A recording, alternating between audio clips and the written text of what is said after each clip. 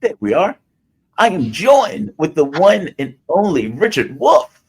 Richard Wolff is professor, well, easily one of my favorite people to talk to, that's to put it mildly.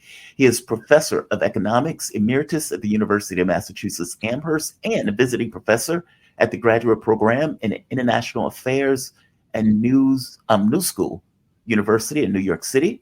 He's founder of Democracy at Work and host of the nationally syndicated Economic Update. His latest book, The System is the Sickness, When Capitalism Fails to Save Us from Pandemics or Itself, and it is available on bookstores. Also, the book Understanding Socialism and Understanding Marxism at democracyatwork.info. Professor, thank you for joining me. How are you doing this morning? Pretty well, Demar. Really glad to be talking with you again. No, I really appreciate this. I am curious on your take on this idea. Donald Trump is about to take office in a couple of months. Joe Biden seems to be doing any and everything it is possible to screw over Donald Trump's hand over or take over of power, especially on the foreign policy standpoint. And one of the things that broke in Bloomberg was that Joe Biden was, well, simultaneously, as European governments begged Joe Biden to give them sanction relief on oil and gas because they apparently need energy. Joe Biden is talking about ratcheting up sanctions on oil and gas in order to hit the Russian economy, something that he hadn't necessarily done over the course of the last 3 years because he was concerned about inflation or the geopolitical consequences of India or China either blowing them off or, let's say, maneuvering around those sanctions. Now that Donald Trump is coming into play, he is less concerned about this notion of inflation or blowing up the world economy, believing that this is going to be handed off to Trump. Give me your take on that. What would be the effect if they went through and did something like that? Well, I think the way to understand this is that Joe Biden's entire career has been the career of a cold warrior. He came to his job in Washington as a senator from Delaware. People should remember Delaware is the state which has the most pro-corporate laws of any one of the states in the United States, which is why most large corporations are registered, which every corporation has to do, in the state of Delaware, simply because they're free to do pretty much what they want. If you're the senator from corporate America, which is really what he's always been, then you better hold the line. You better do what the corporations want, or you'll be out of there in 10 minutes. So he has been a cold warrior, free market, help capitalism, smash socialism. This is his life. And he's a little bit like that cartoon duck character, the one that runs off the cliff and doesn't realize it. There's no more cliff under him until he looks down and then boom. He hasn't looked down yet, Mr. Biden. Maybe he never will. But he is that duck. He's fighting the Cold War, even though the Cold War is over. So he wants to, as you put it, he wants to ratchet up the sanctions because there's nothing against the Soviet Union he didn't enjoy doing. And the fact that there is no Soviet Union, that Mr. Putin is the rejection of the Soviet Union, hasn't yet computed in Mr. Biden's mind. Maybe that's an aging problem, I don't know. But he's busy doing this weird stuff of blocking the Europeans from getting oil and gas from Russia. And let me make sure everyone understands. Russia has, because it's the largest country by geography on this planet. Let's remember, Russia is the largest country by geography. It occupies more space on this planet than any other country. And guess what? To nobody's surprise, it has discovered that underneath the surface of the earth that it occupies, there are lots and lots of valuable metals, minerals, oil, gas, and everything else. So they became, over the last 30 years, the cheapest nearby source of oil and gas for Western Europe, Germany, France, Italy, Spain, Britain, you name it. Okay, those parts of the world lost their colonies after World War II. From India to Africa to Latin America, poor countries exploited as colonies by Britain or France or Belgium or England. Those colonies revolted and they fought and they became independent. And that meant that Europe couldn't get the cheap oil and gas it used to get from them. But it was okay. It survived because it depends on energy. Europe is an area that has very little oil and gas. But they were able to continue to be a rich part of the world because they could buy cheap oil and gas from Russia. First from the Soviet Union, and then after 1989 from the Russia that replaced the Soviet Union. When the United States decided to have a war with Russia over Ukraine, after Russia invaded and the United States responded, it decided it was too dangerous to fight the war with military means. Too dangerous because the Russians, as it has turned out, the Russians were able to fight that war very effectively. Then there was the risk of nuclear war because Russia has nuclear weapons. So they decided to fight an economic war. They would hit Russia with the biggest weapon they had, which is to say to them, we won't buy anymore your cheap oil and your cheap gas. Now, it was very nice for the United States to say so, but we don't buy Russian oil and gas, so it wasn't no big deal for us. But it was a catastrophe for our bosom buddy allies. And above all, the single most important economy in Europe, which is the economy of Germany. Germany has been the dynamic, core, successful economy in Western Europe for most of the last 30 to 40 years. And they depended more than Britain, more than France, on cheap oil and gas from Russia. So what you did here in the United States, you, Mr. Biden, by deciding to hit Russia with this oil and gas sanction, not buying it, was you crippled Germany. It's like a joke, but it's a bad joke on Germany because suddenly Germany could not get the cheap energy. Let me give you an example. The single most important product that the Germans produce is automobiles and parts for automobiles. That's where the Volkswagen, the VW, that's where it comes from. Okay? Well, to give you an example, right now, as we're speaking, VW is on strike. 125,000 workers are not working in Germany at VW. The company is demanding a 10% cut in wages and proposing to close 3 out of the 9 factories that VW has in Germany. It is an unbelievable blow to the working class of that country. Okay, why? Answer. It can't get energy cheap. It has to turn to the United States and buy liquefied natural gas from the United States at a much higher price than they used to get oil and gas from Russia. So, bottom line, Russia turned out to giggle about all of this. It didn't hurt them. Why? They simply turned, and the gas and oil they couldn't sell in Western Europe, they sold to India and China, who took it all. So they didn't have a problem. We, in the process, brought India, China, and Russia together. They are not friends of the United States. And we crippled our allies. This is called a foreign policy too stupid for words. It may look good. It may allow Mr. Biden to, I'm hitting the Russians, and that may be good for the evening news. But if you know what's going on, this is a fabulous failure.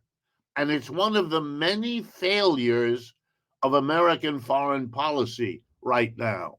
And no matter what happens to the BRICS, whether we are friends with the BRICS or not, whether the BRICS develop their own currency, which they're trying to do, or they don't, whether they try to keep friendly with the West, which some of them certainly want to do, in the end, none of that matters, because what's driving the world economy today is a fundamental fact that's not changed by any of those things. And here it is. And if I can contribute anything to the understanding of people that watch your important program, Jamal, it's this.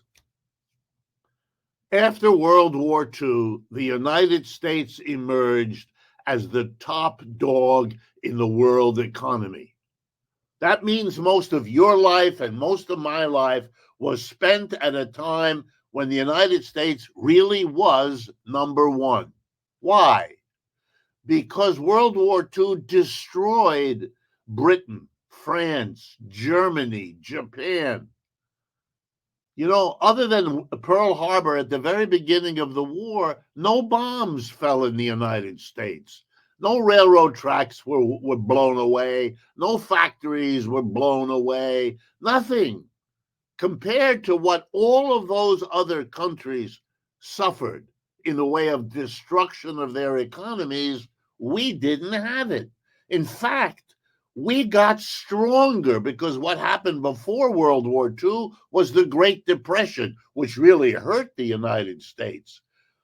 The war overcame the Depression. We took half the people who were unemployed and stuck them in a uniform, and we took the other half of the people who were unemployed and put them in work in the factories making the uniform. So we really built out of the Great Depression by means of the war. Whereas for all those other countries, the war added more destruction to what the Depression had already done. So starting in 1945, we're it. The US dollar is the global currency. The old previous empire, the British Empire, basically fell into the ocean and has never come back. We took over. Now here's the punchline. The period of the American empire is now over, and it is not coming back any more than the British Empire or the Dutch Empire or the Turkish Empire that came and that went, and none of them came back either. That's what we're living through, and it's very hard. I'm an American. I'm born in Ohio, lived and worked here all my life. So I understand it's hard for us as a people, just as it was hard for the British people to live through the end of their empire. It may have been good news for Asia and Africa that got out from under the British Empire, but for the British, it wasn't such good news. It isn't such good news for us either. But we have really only one choice. Are we going to come to terms with it? Are we going to sit down with the Chinese and the Indians and the African and come to terms on a new world order, one which is not dominated by the United States? That world order is coming. BRICS is part of that. We're not going to be able to stop it, and Mr. Biden or Mr. Trump are going to be very frustrated because they're not going to do it. Their only hope is to face it, talk honestly to the American people, and come up with a plan of how to sit down with the rising part of the world, which is the BRICS, which is Asia, Africa, Latin America. That's our best hope. And that makes me very sad because we just went through a presidential election in which neither Mr. Trump nor Mr. Biden nor sadly Kamala Harris addressed this fact, talked to the American people, told us what they're going to propose we do in the face of all of this. Instead of this, we play silly games. Psychologists call this denial. It's when you have a problem, but instead of dealing with it, you pretend it isn't there. You know how that works out when you have a love affair that's not there anymore? That doesn't work out real well. You know, if you have a financial problem, same thing. Well, I hate to disagree with you, but I don't think they're ignoring it. I think they just haven't acknowledged it. I think they're aware of it. I think the way they're dealing with it, though, is militarily. I think from their point of view, we could undercut Russia by using Ukraine as a battering ram. We could undercut China by using Taiwan. We could get China embroiled into a conflict which would drag them. I agree with you. I think you're right, Jamar, but let me do a little review of history. Yeah. We lost the war in Vietnam. Oh, I'm not saying it's good. That country is good. Well, let me finish. That country is run by the Communist Party. We lost the war in Afghanistan. That's run by the people there that we were fighting against. If you look at, as I do every day, if you look at the war in Ukraine, we are losing that war. You know, we don't win wars. You know who's gotten stronger in the war in Ukraine? Russia. The whole point, according to Mr. Biden, was to weaken Russia. It didn't do that. It's, when that happens, you've got to stop and realize your own strategy may be your biggest problem. You don't understand what's going on because it isn't working. What are we going to do? We're losing these wars. Are we going to revert to nuclear war? Then we lose in a different way. So I see us at a very dangerous turning point, which is why programs like this one, where we can talk honestly about it, are so important. No, I agree with you. I agree with you fully. I don't want them to continue this escalation. I also agree with you that nobody brought it up. I mean, Donald Trump mentioned it kind of obliquely that, hey, the countries are getting together against us, but nothing directly and nothing where they're like, how is U.S. policy going to deal with this new reality? Yeah, nothing like that. No, they've dealt with this militarily. One last question before I let you go. They're talking about taking, I think it's $40 billion of Russian assets, or they're taking the interest, I'll say it that way, in which case they're basically taking money that they froze that belonged to Russia. Euroclear has been against this, and many of the financial institutions has been against this, saying you're effectively damaging the integrity of the Western financial system. And not to mention, when they stole the money from Venezuela also.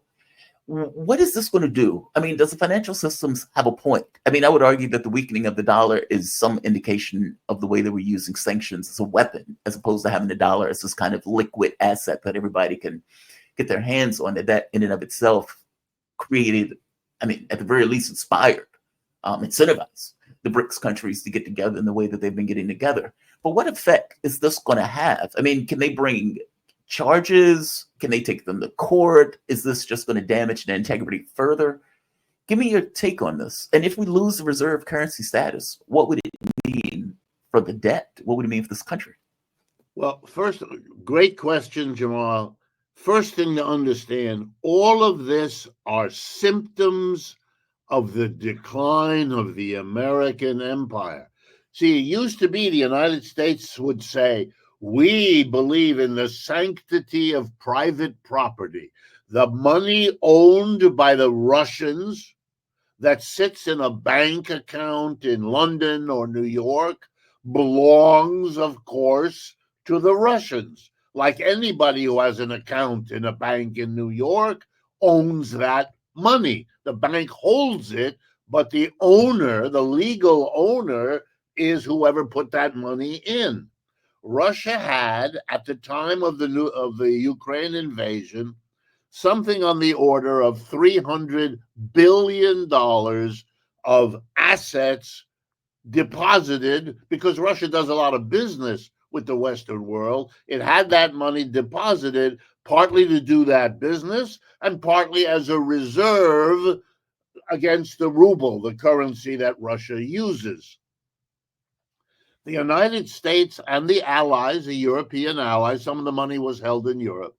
The United States and the allies, frustrated that they could not punish Russia the way they had hoped, took the money. It went in literally and took that money, froze it in a special account that the Russians could not take. The Russians were denied access to their private property. And when the United States and the Allies did that, you're right. A lot of the biggest banks in America said, hey, stop that. Because in the end, we in America are the beneficiary of private property being respected in the world because we have most of it. We're just like a rich person. A rich person doesn't want you to tax rich people because they're the rich people. This is not, this is not rocket science. And they said to the United States, war is one of many wars. It's going to last a few years, then it's going to be over. You don't want to shake the foundation of our private wealth system in the world for a temporary. The government didn't listen. The politicians were eager to show they're sticking it to the Russians. That's Mr. Biden again, and that's what he did. And then recently, literally the last couple of weeks, they're still worried about what they did. The banks are still telling these governments, don't do it. Some of them want to take the $300 billion and give it to Ukraine to help the Ukraine rebuild from all the damage going on in that war.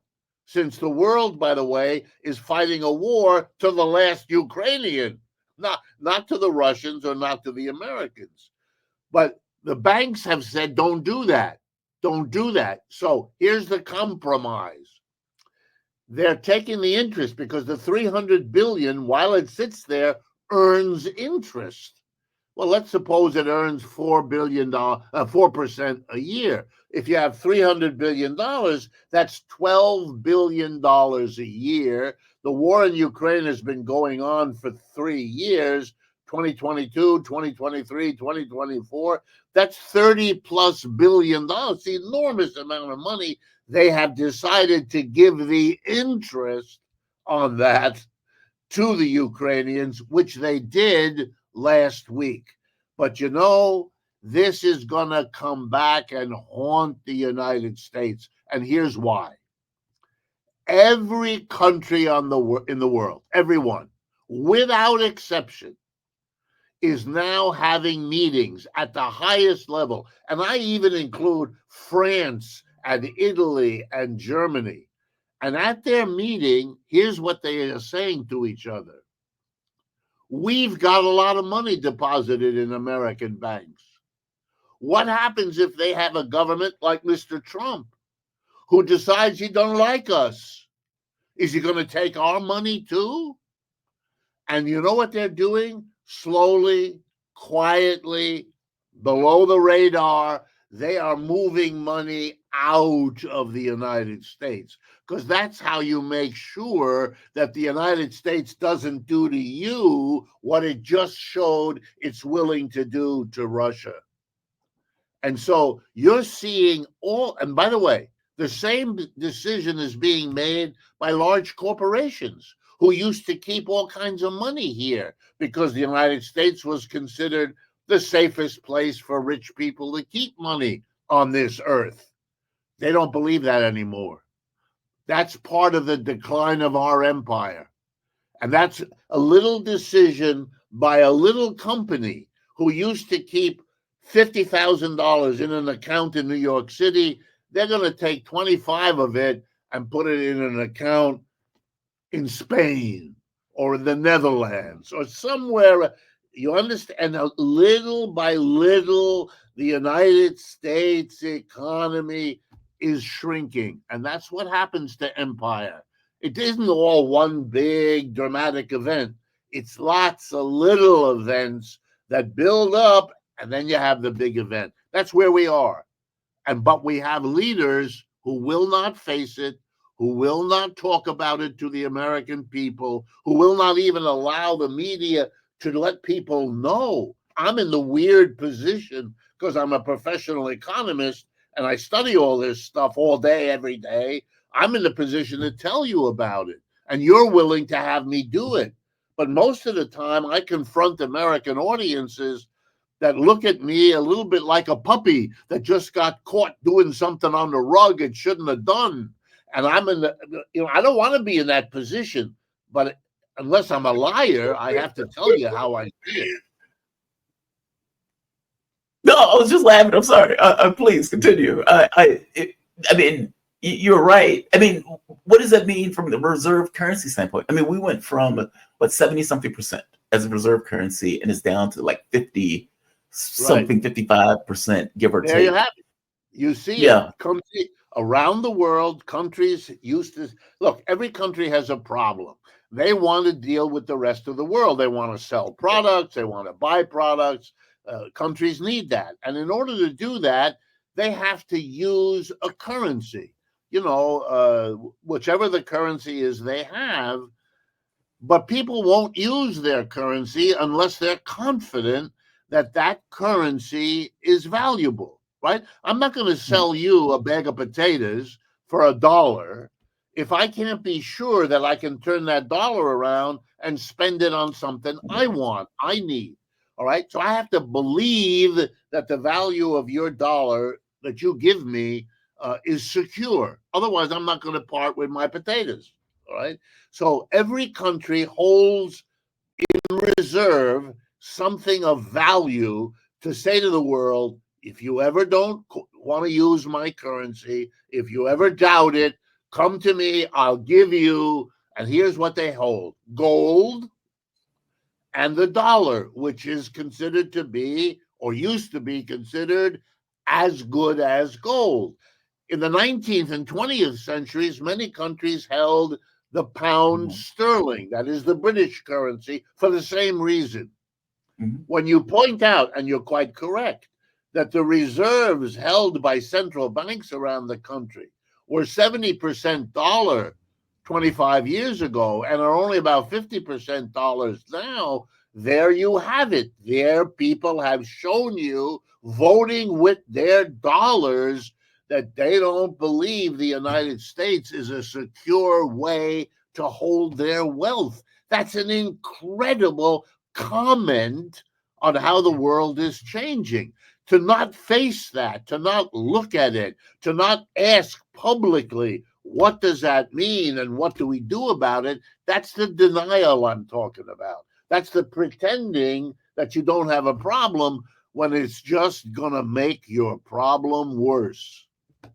We have about 2 minutes, and I want to get this last question in before I let you go. BRICS, why is it so difficult for them to come up with a different currency to which they operate? And from my understanding, it's not so much a specific or individual currency. They were talking about using their own inherent currencies, like a country would use rubles, or they would use the Indian rupee, or whatever the country is, to somehow settle these in their own currencies. Why is that such a difficult thing to pull off? And we have about 2 minutes left.